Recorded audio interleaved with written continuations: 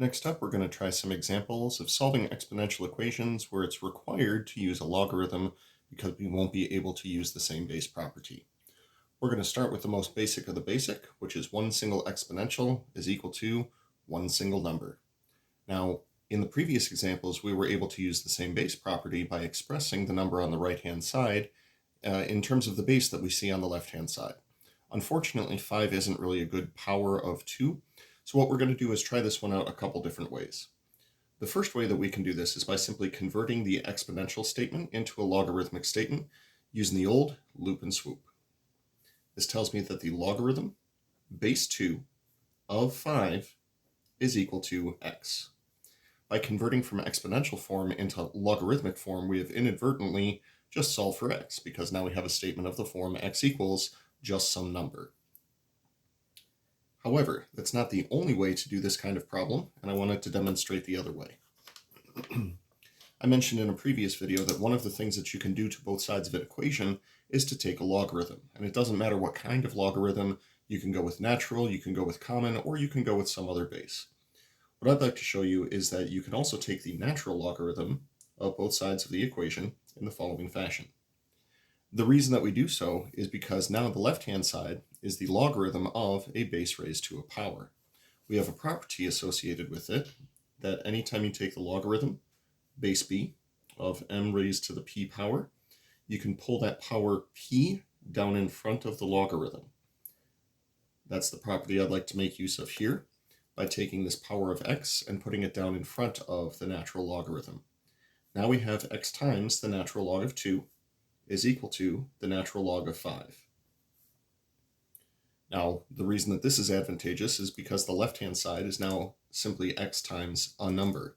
It's a big, scary-looking number, but it is still just a number. By dividing both sides by the natural log of 2, we arrive at a final answer, and that would be x is equal to the natural log of 5 divided by the natural log of 2. Now, what we're going to do is grab a graphing calculator and convince ourselves that the two different answers that we got are, in fact, the same number. Now, I say convince myself or convince ourselves because calculator can only show you so many decimal places. From the math menu, I'm going to arrow up to where it says log base. I'm going to select the logarithm base 2 of 5. This is the decimal approximation that we get from the calculator.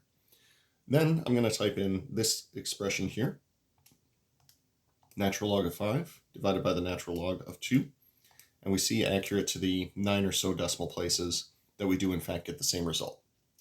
Now, I mentioned that it doesn't matter what kind of logarithm we use here, so I'm also going to demonstrate this. If we had used a common logarithm, then the expression that we would have got would have been common logarithm of 5 divided by common logarithm of 2.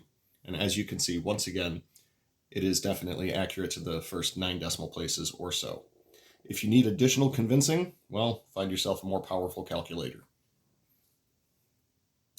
For our next exponential equation, we're going to investigate one where we have to do additional algebraic steps on our way to the final answer.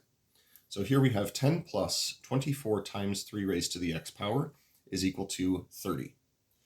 So the goal is we are interested in isolating this exponential term right here. In order to isolate this exponential term, we'll have to go according to the order of operations and start peeling back the layers. So first off, according to the order of operations, the last thing would be to add 10 on the left side. So that's the first thing that we're going to undo, and we'll simplify along the way. Left-hand side is now 24 times 3 raised to the x power. Right-hand side is 30 minus 10, which we simplify to 20. From here, according to the order of operations, now the last thing we would do on the left-hand side would be the multiplication by 24. Therefore, that'll be the next thing that I undo on the left-hand side. Now from here, the 24s on the left side will cancel each other out. We'll have 3 raised to the x power. On the right-hand side, I will reduce my 20 divided by 24 down to 5 over 6. Now, the idea is we are now left with an exponential equation that is, for all intents and purposes, the same as what we had in our previous problem. This lends itself very nicely to two different possible answers. If we simply convert into logarithmic form, we'll get x is equal to the logarithm base 3 of 5 over 6. Or if we did the same natural logarithm trick that we did on the previous problem, we would wind up with x is equal to the natural log of 5 over 6 divided by the natural log of 3. And again, I'll leave it to you, the viewer, to verify this on a graphing calculator, doing the same process that we just did on the previous problem. For our next example, I want the algebra to get a little bit more complicated. So rather than just having a single exponential, we'll have that the single exponential has some additional algebraic operations to it. So 3 raised to the 2x plus 1 power is equal to 40. As we're working on this problem, we're going to start the same way that we started the other couple problems when we had just an isolated exponential on one side of the equation. We will take a logarithm of both sides. Personally, I prefer the natural logarithm simply because you only have to write 2 letters instead of writing 3. Come on, focus. There we go. Not you, the user. I'm talking to the tablet right now. Now the idea is after we take a logarithm of both sides, we can pull the exponent down in front as a coefficient. However, when we write it in the exponent, all of this is grouped together. So when I rewrite this down in front, I'm going to write it so that it's grouped together. So this will be 2x plus 1 times the natural log of 3 is equal to the natural log of 40. From here, if you want to, you can distribute the natural log of 3 through to both of these terms. However, given that the right-hand side is just another number, one other thing that you could do, once again, paying attention to the order of operations, is we can divide both sides by the natural logarithm of 3 and simply be done with the logs.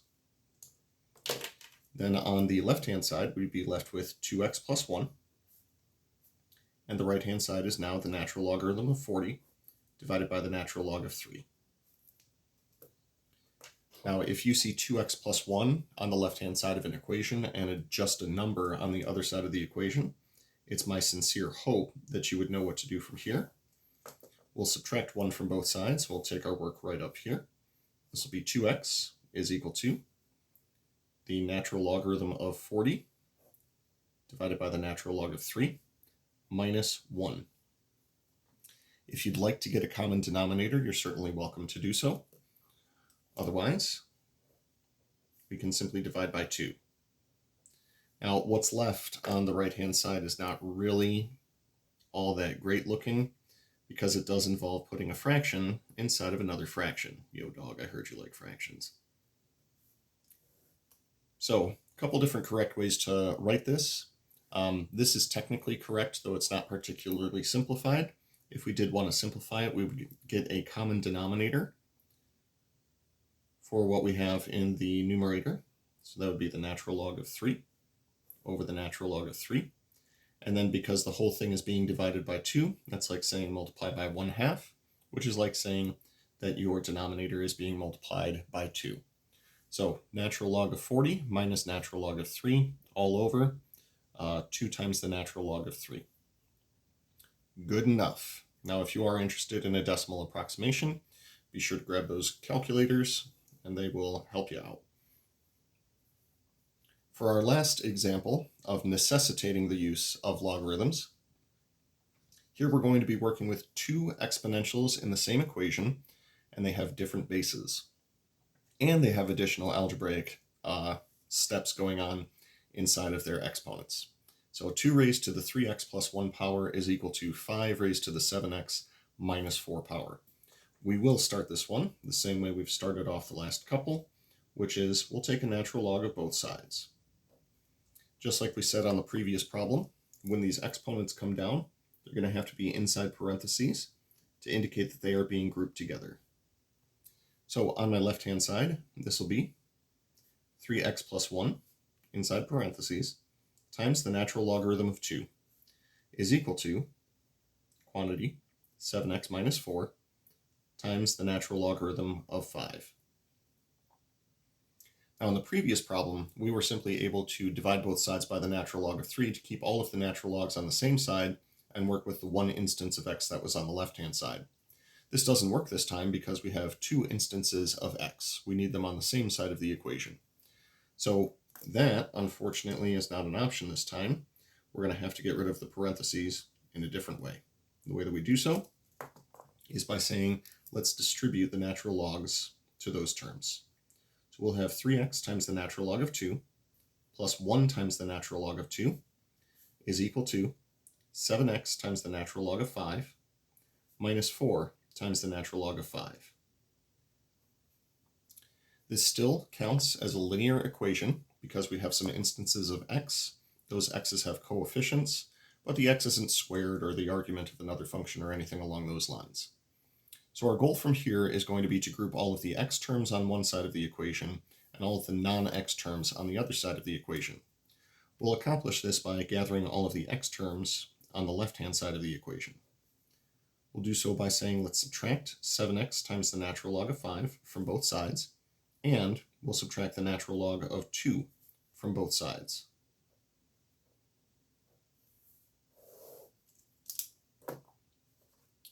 This allows us to cancel these terms and to cancel these terms.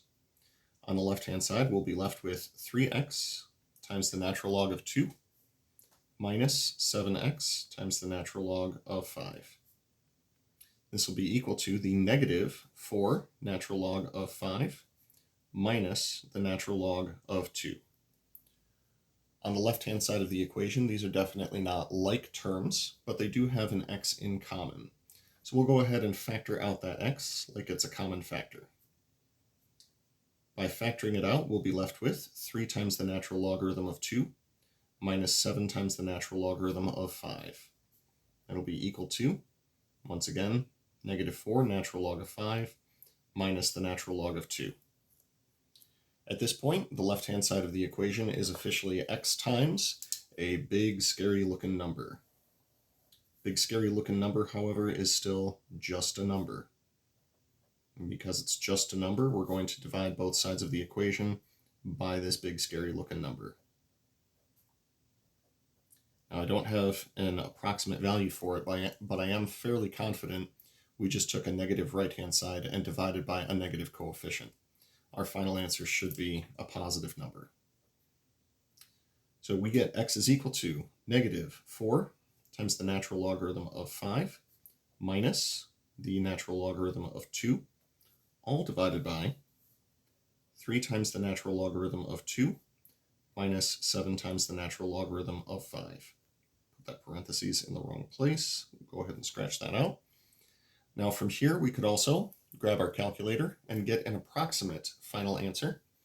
If you are going to use the calculator to do so, you are going to need a couple extra sets of parentheses. I want to show you where those go. Your calculator is very good at calculating. It is very bad at interpreting. So you have to be very careful and particular about how you put this into the calculator. Pedantic would be a good word for that. What we're going to do is group the entire numerator together with parentheses, and we're going to group the entire denominator together with parentheses.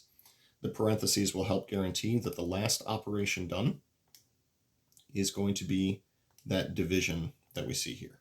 So parentheses, negative 4 natural log of 5 minus the natural log of 2, close parentheses for the argument, close parentheses for the numerator, divided by, new set of parentheses, 3 natural log of 2, close parentheses, minus 7 natural log of 5, close parentheses for the argument, close parentheses for the denominator, and we hit enter. And we see that in fact we did have a negative number divided by a negative number, which has resulted in a positive result. We'll call this 0.7762262775. Boy, that sounded an awful lot like a phone number. Please do not take it upon yourselves to call this phone number, as I'm not sure what will happen to you after that. As a little bonus material for today, since we're done with the math problem, I just want to give this fantastic creature some screen time. Hi, Mystic Buddy. How you doing, dude? Who's a good boy? Yes, you are.